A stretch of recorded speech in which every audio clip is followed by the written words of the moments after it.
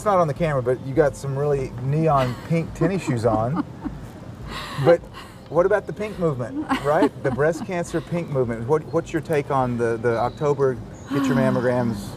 Well, its focus is on breast cancer awareness instead of breast health awareness, and the pink movement has really caused so much fear and so much misinformation when it comes to breast cancer in women. There's so many myths involving breast cancer. Breast cancer myth number one is that women's hormones cause cancer. I mean, that's the biggest fallacy ever. First of all, if our hormones cause cancer, then every 20-year-old on the planet would have cancer. So it's not our hormones. It's what we're exposed to. You know, look at the xenoestrogens and the chemical estrogens in the environment, the chemicals, the pesticides, the herbicides, the metals in our teeth, the antiperspirants. Those metals are actually classified as metalloestrogens and mimic and stimulate estrogen production in the body. So that's one aspect.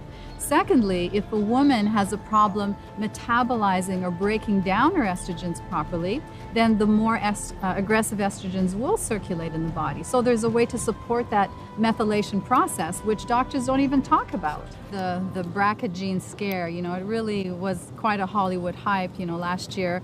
And I'm not judging her. I mean, she saw her mother die a very horrible death.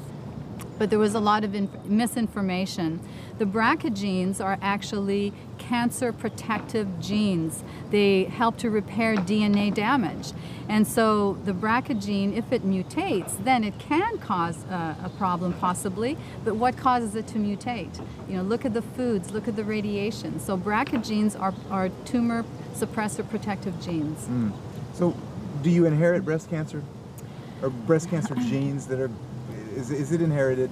Is it genetic? You know, that's the big thing. Well, you know, my mother had breast cancer, so I'm probably going to have breast cancer. But we now know through the study of epigenetics, which is the science of looking at gene expression, and nutrigenomics, which is the study of food, we know that we can change our gene expression by what we eat, how we sleep or don't sleep, how we manage or don't manage our stress, you know, the foods that we eat.